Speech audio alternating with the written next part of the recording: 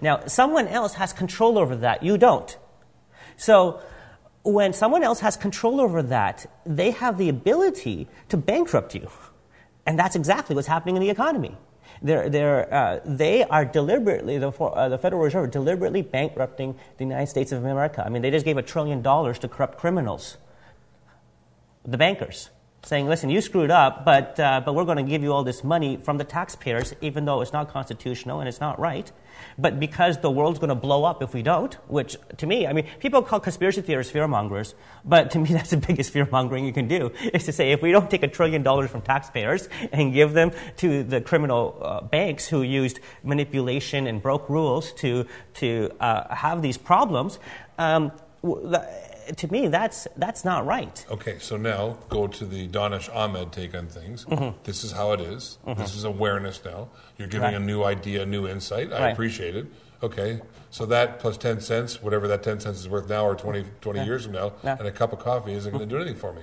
What would you have people do? Well, first of all, I want to emphasize this point. I've said it already, but it's so important. I know, but I keep hammering you on it. I know, because consciousness, Tony Robbins said this. He said consciousness can be curative. You know, when you become conscious of something, all of a sudden your reality changes. When you hear that the monetary policy is controlled by the Federal Reserve, it may not make a difference in your life today. It may not make a difference in your life 3 weeks from now. But as you are in community and you talk to people and other people mention it and you see it somewhere on the internet, maybe 2 years down the road, there's going to be some action that you take or your friends take that causes a difference. Now, is that something that happened 2 years from now, or is that something that was caused based on a trigger that happened today on consciousness? See, people want instant gratification. They think, if you give me the problem, I want a solution right now, let's change the world. And that's not going to happen overnight. So, okay, let me break it down. So basically what you're saying for this one example is that now that I've become understanding, I've had some understanding of what's happened, I became aware of what's happening, I actually then have some knowledge of what's happening. It erodes the fear. It erodes the concern. A little bit, because it gives you power. Okay, that's fair. Right? Okay, so now that I understand that, I realize that I can't control what those guys do, and that the banks can do the what they do, and I can't do anything about it. I'm supposed to feel okay about that? No, it's not that you can't do anything about it. You can do something about it. What I gave the consciousness is, this is what's happening. The consciousness isn't, you can't do anything about it. That's something you just made up. Because what am I going to do? Well, I'll tell you here's what you do. Well, if you understand that the Federal Reserve controls monetary policy, the first thing you do is you figure out how to audit the Federal Reserve. And there's a whole movement in the United States run by Ron Paul and all sorts of other libertarians who are taking action to audit the Federal Reserve. Right? And so when you audit them and say, hey, you guys have been fraudulent in your claims and you haven't been doing things correctly and we want to fix this. Okay, so what you're saying is you could possibly be part of an initiative or a movement or a question-asking process that allows the people that are working behind the green curtain to actually come out and have to answer some questions. Exactly. Now, it kind of goes to civil liberties as well because, for example, a lot of people self-incriminate themselves believing that when police ask a certain question that they have to answer because it's a police person asking. But when you actually understand the rules of the law of the land, you do not have to worry about that because if the police officer asks you a question, you should know, which no one educates them on how to respond and know what your rights are. And a friend of mine one day was told to get out of the car by the police officer, and he said to the guy, is there cause or reason you're asking me to leave the car? And the police officer says, I'm asking you to get out of the car. He said, I am asking you, officer, do you have cause or reason that I must leave my car?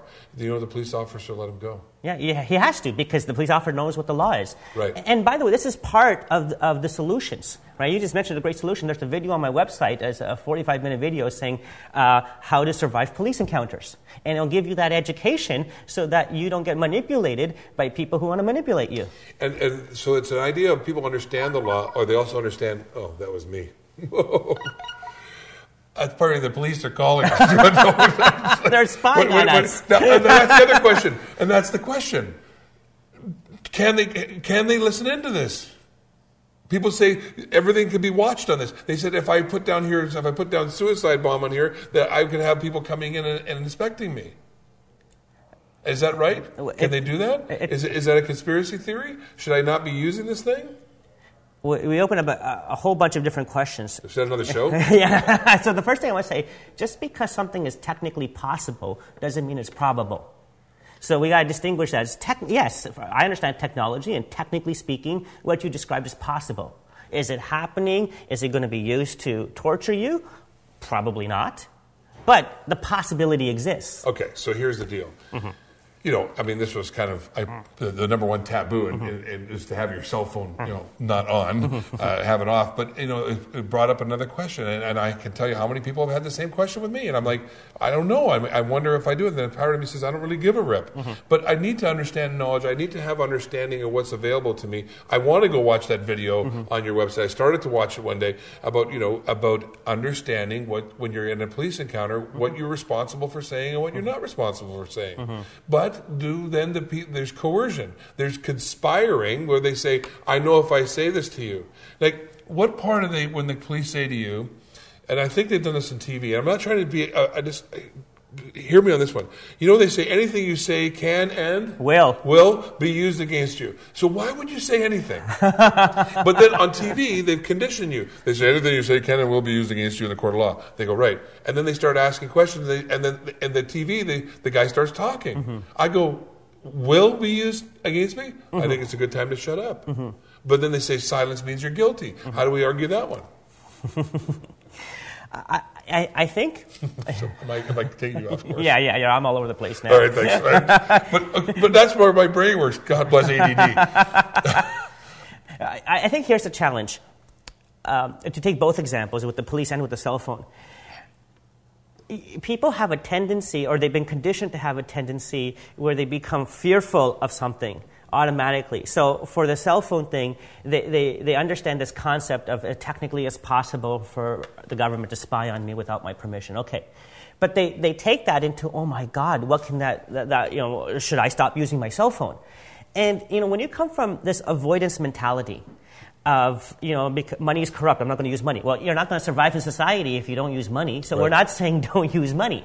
But what we are saying is, now that we understand that the current monetary system has flaws to it, inherent flaws that enslave us, then let's work on creating new paradigms of commerce. So there's tons of movements on the internet and in community all around the world. St. Lawrence Market? Did you know there's a new currency movement down in St. Lawrence Market? Well, I didn't know about that one. But there's the LET system. Oh, I know about LETs. There's LETs, there's barter systems, there's all sorts of co-ops, communities. Right. So my point is, avoidance isn't the answer. Don't say, I'm not going to use money. It's, let me discover something new. So it isn't, let me stop using my cell phone. It's, let me, if I care about privacy issues, if I care about people being innocent until proven guilty, let me then work on shifting the system as opposed to getting rid of my cell phone. See, when I get rid of my cell phone and I stop using money, I'm not changing the world. I'm making my life worse.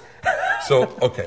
I want to bring you back on another show. I want to talk about some of the most current, hottest conspiracy theories that are out there that we're going to use, because that's why we use them. And then I want you, maybe you and me and maybe some other people, to participate in talking about what we could be doing to A, get knowledge, B, take action, and hopefully cause change, not necessarily immediately, but the process to change.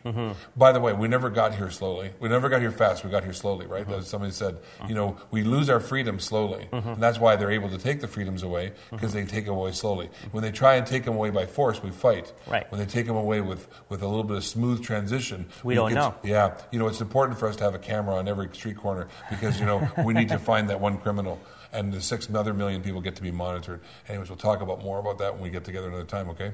Excellent. So we'll direct people to your website through our graphics, and I'm so excited to have you a part of the show.